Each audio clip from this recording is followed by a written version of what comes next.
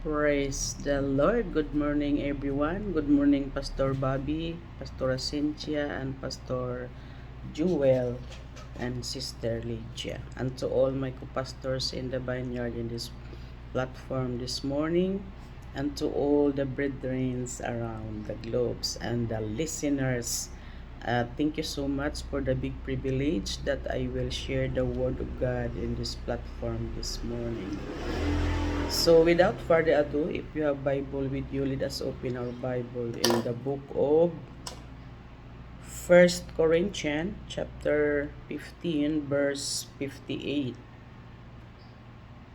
It says, "Therefore, my beloved brethren, be ye steadfast, unmovable, always abounding in the work of the Lord. For as much as ye know that your labor is not in vain in the Lord." Sa Tagalog, kaya nga mga kapatid, kung minamahal, kayo'y mas magsitatag, huwag makilos na laging sumasagana sa gawa ng Panginoon. Yamang nalalaman ninyo na hindi walang kabuluhan ang iyong gawa sa Panginoon. Praise God. So let's pray. Lord Jesus, thank you so much, Father, for your words that we read this morning, Panginoon. Thank you so much, Father, for your big privilege that I share your words today, O God. Thank you so much. Hallelujah, for your mercy and goodness. Thank you so much, Father. Give me an wisdom and knowledge and anointing coming from you, Panginoon. Thank you so much, Father, in Jesus' name. Amen and amen. So the title that I will bring to you this morning is Stand Fast and Steadfast. Amen. So sa ating key verse na ating binasa, ang sabi nga "Therefore, my beloved brethren, be steadfast, unmovable, always abounding in the work of the Lord. For as much as you know that your labor is not in vain in the Lord." So, sa atin, hindi talaga masasayang yung ating paglilingkod sa ating Panginoon, ating mga sacrifices. Amen. Ang sabi nga sa Tagalog, kaya nga mga kapatid kong minamahal, kayo'y magsisitatag. Amen. Huwag makilos na laging sumasagana sa gawa ng Panginoon.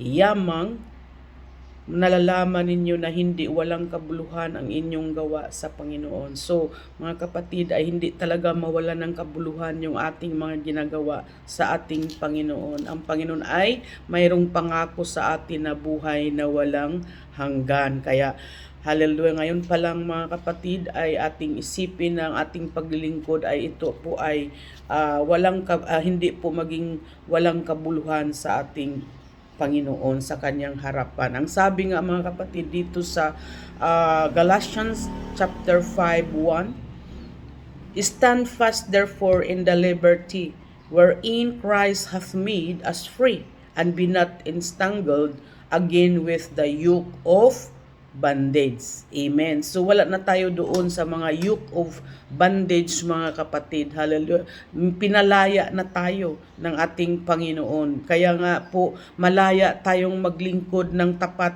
sa ating Panginoon mga kapatid. Kaya hindi talaga mawalang kabuluhan ng ating paglingkod sa ating Panginoon, yung ating katapatan mga kapatid. Amen. Praise God. Hallelujah. So dito sa ating even though sa ating morning devotion, ito po ay malaking sacrifice. Yung gumising ka ng maaga. Amen? Praise God. So, ito po mga kapatid ay malaking sacrifice sa atin. 'Di ba? So, sa kalayaan at pinalaya tayo ni Kristo, magsitibay nga kayo at huwag na kayong masakop na muli sa pamatok ng pagkaalipin. So hindi na tayo alipin, tayo po'y pinalaya na sa ating bondage mga kapatid. Yung tayo po ay parang nakatali.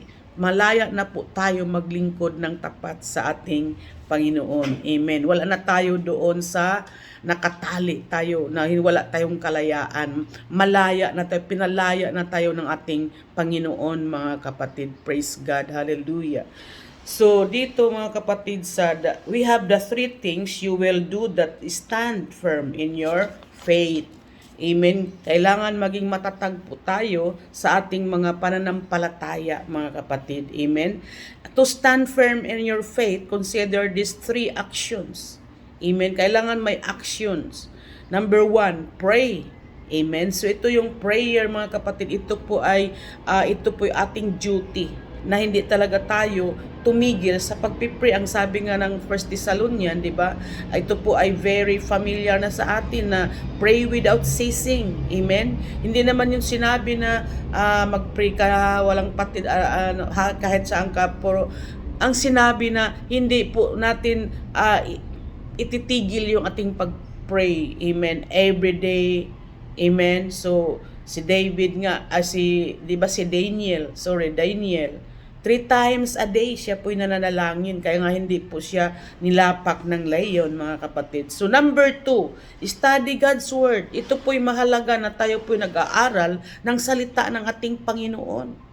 Amen? Dito po tayo lumalakas at dito po tayo nag-grow. Habang tayo po'y nag-aaral ng salita ng ating Panginoon, dinagdagan nating wisdom na galing sa ating Panginoon, mga kapatid. Amen? Praise God. So, dito sa number 3, and be ye patient. Amen? Praying regularly, immersing yourself in scriptures. Amen? Hallelujah. And maintaining patience. Kailangan, mga kapatid, i-maintain natin yung ating patience bilang mga tinawag ng ating Panginoon or pinili niya. Kailangan mayroon tayong patience, especially during challenging times in our life, mga kapatid. Kailangan marami tayong maranasan at challenging sa buhay natin. Kaya po tayo po ay magpapatuloy na maglingkod ng tapat sa ating Panginoon dahil pinalaya na nga tayo. Amen? Wala na tayo doon sa bondage of sin, mga kapatid. Hallelujah. So, dito, ang sabi nga dito, K2 is training our faith. Ang pagbabasa ng salita ng ating Panginoon ay doon po tayo, ito yung susi na upang lumakas ang ating mga pananampalataya. And remaining steadfast. Amen? Remaining steadfast. And means in biblical we bearing firmly. Amen? Fixed and undealing in one's commitment to God. So, once na mayroon tayong commitment sa ating Panginoon, mga kapatid, ito po'y ating tutuparin. Amen? Kapag nangako tayo, ay ating tuparin. Praise God. So, nangako tayo na maglilingkod tayo sa ating Panginoon ng tapat. Do it, mga kapatid. Amen? Kasi mayroon naman tayong mga reward. Hindi naman masayang, di ba? It's not in vain. Our labor is not in vain. Hindi po ito masasayang yung ating paglilingkod ng katapatan sa ating Panginoon. So, His word and His purpose. Itong salita niya, mga kapatid, na tayo po ay nag-aaral, habang nag-aaral tayo, doon tayo ay pinapalakas ng ating Panginoon sa kanyang mga salita. It is signifies to deep loyal. Amen? Kailangan magiging malalim pong ating paglilingkod at loyal tayo sa ating Panginoon, sa ating mga devotion, mga kapatid, that persist even in the face of trials and temptations. Amen? So, wag natin, mga kapatid, ay walain ng ating magiging loyal po tayo sa ating Panginoon. Whatever ang ating maranasan dito sa mundong ibabaw na puno ng kaguluhan, but din kapag nanatili tayo sa salita ng ating Panginoon, kanyang pinangako, dito tayo, mga kapatid, ay lumalakas. Even we facing the trials or battles sa buhay natin, mga kapatid, ang Panginoon ay nandyan lagi sa atin. Di ba nga ang sabi ng 1 Corinthians chapter 5:17, 2 Corinthians 5:17, therefore if any man be in Christ, he is a new creature.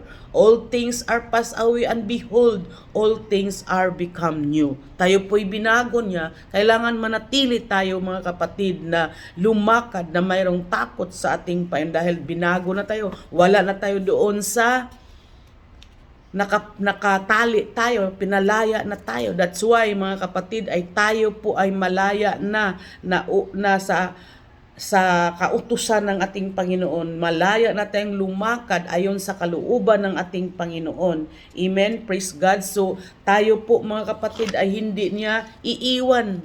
He never leave us nor forsake us, mga kapatid. Siya po yung ating kalasag, siya yung ating kalakasan, mga kapatid. That's why, mga kapatid, ay hindi po tayo tumigil. Hallelujah, na kumapit sa ating Panginoon. Doon tayo huhugot ng lakas sa ating Panginoon. Hindi po tayo paatras, kundi move forward sa ating paglilingkod sa ating Panginoon, mga kapatid. I just want to encourage us, mga kapatid, na patuloy lamang tayong maglingkod sa Kanya ng tapat. Amen. We are living in the last days, mga kapatid. Hindi niya tayo iiwan ni pababayaan man. Hallelujah. Di ba nga ang sabi nga dito, mga kapatid, behold, Paul say unto you that ye be circumcised, that Christ shall profit you nothing. Narito ako, si Pablo na nagsasabi sa inyo na kung inyong tinatanggap ang pagtutuli na ay kayong makapakinabang na anuman kay Kristo. May pakinabang po tayo sa harapan ng ating Panginoon kapag lalo pag tayo po ay nagpapagamit o nagampanan natin ng mabuti ang ministry idatang sa atin, mga kapatid. Hindi ito mawalan ng kabuluhan. Hallelujah, raya sikuduya kikadaya. So may purpose ang ating Panginoon sa atin, mga kapatid. Hallelujah, kaya nga po tayo po'y isang pinili niya, mga kapatid. That's why tayo po'y manatili sa kanyang harapan sa paglilingkod ng mayroong katapatan. Huwag tayong manghimagod sa ating mga ginagawa, mga sacrifices, mga kapatid, sa ating paglilingkod sa ating Panginoon. Hallelujah. Di ba nga, ang sabi dito sa ating title ay stand fast and steadfast. Kailangan tayo po'y tumayo na mayroong kalakasan. Be strong in the Lord. Amen. Praise God. Hallelujah. Hindi niya tayo pababayaan. Instant fact, therefore, just the liberty word in Christ hath made us free, and be not entangled again with the yoke of bondage. Wala na tayo doon na hindi na tayo nakatali. Pinalaya na tayo. Praise God. Hallelujah. So God bless us all. Yan lang po ang aking i-share ngayong umagang ito. Praise God. So thank you so much. Hallelujah. So let's pray na mayroong short na prayer. Hallelujah, kasi mayroon pa namang time. Praise God. Lord Jesus, salamat, Panginoon, sa iyong mga salita, Panginoon. Hallelujah, Lord, sa umagang ito, Lord, I pray, Panginoon, palakasin mo po ang bawat isang narito sa platform na ito, na magpatuloy po sila, O Lord God, na makinig ng iyong mga salita. Thank you so much sa mga ginagamit mo ng mga pastors upang mag-share na iyong mga salita, Panginoon. Ito po ay nagbigay ng kalakasan sa amin, Lord God. Thank you so much for the big privilege, O God. Hallelujah. Raya sikuduya kikadaya. I-bless mo rin ang mga host dito sa platform na ito, Morning Devotion ng Hong Kong, Panginoon. Pastor Bobby, Pastor Cynthia, and Pastor Joel, and Sister Ledia, Panginoon, at sa lahat ng mga pastors na ginagamit dito sa platform, O God. Hallelujah, gamitin mo pa kami lalo hanggang sa iyong pagbabalik, Panginoon. Thank you so much, Father, O Lord God. Hallelujah, and we will back all the glory in Jesus' name. Amen and amen. God bless us all.